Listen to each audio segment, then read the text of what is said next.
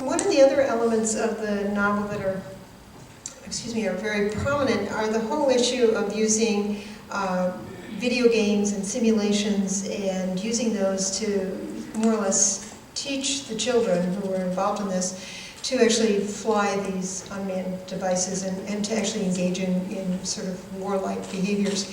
The question would be, what are we doing with video games and simulations and whatnot as part of either both military training but as part of education, and what are some of the benefits or the value that using a simulation or using a video game actually play in that learning process? For the unmanned aircraft system, we have a flight simulator that we actually have to do in training before we actually get into flight for the actual aircraft. And that's to practice like emergency procedures. If the aircraft is going down, this is what you need to do in this sort of situation. When it comes to advantages, whenever we actually get behind the computer and actually fly the aircraft and it is going down for some reason, we know exactly what to do because we were trained to do that in the simulator, where you can't do that whenever you're actually flying. You can't just pop the chute for the aircraft and watch it go down, because that's $700,000 that the state of Illinois just paid for no reason. I think from a leadership training perspective too, we do use a thing called VBS2, Virtual Battlefield System 2, and it's not Call of Duty, unfortunately for you, but it's a similar concept in that you could put a squad of cadets in this game and they would be linked, and they would wear headsets and they would execute their radio calls and command the squad through a mission on the screen. But it allows you to train things quickly and efficiently. There aren't a lot of woods around here, lots of cornfields, but not a lot of woods, so we can use this simulation to practice a mission virtually. And then, once a semester, we'll go out to like Fort McCoy, Wisconsin, or some other training area, and then we can do it in real life. But we've had the advantage of training on the task multiple times in the virtual world before we ever get there. So definitely becoming more proficient using video games is something we do with leadership. In education, there are many advantages to using simulations.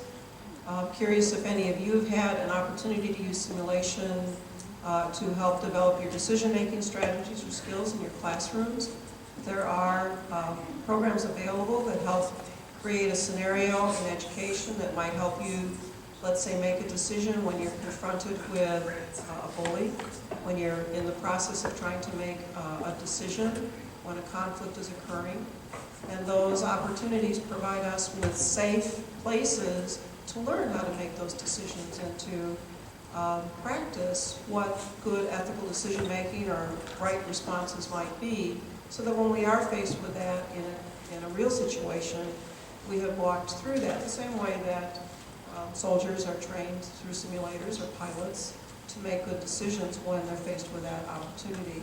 So if you haven't had that opportunity, those do exist in education, and they're coming down the road. The use of simulation, especially in military training, goes back all the way to World War II, when we had the link trainer to train pilots. And the reason for that was the military realized that crashing a real airplane is not only dangerous, but it's incredibly expensive. And if you can train pilots on simulator systems and they crash the airplane, all they crash is a program. And you reboot and you start all over again, and you can run a number of hours in the simulator. So flight training and flight simulation was one of the first places that simulations were being used specifically for training. But it's also used in the sciences. You can build all kinds of models of existing systems, of molecules, of chemical reactions, of solar systems, and you name it. And you can run scenarios. You can run an experiment and see what would happen if this particular planet was hit by an asteroid. Would it cause it to collide with other asteroids and create a cascade effect? Or if this chemical reaction was used with a different reagent, would you get a different outcome? So there's a whole movement in especially science education and in the STEM area to use simulation to help teach students about complex systems that they necessarily need to do to learn about them, but don't have access to the real thing.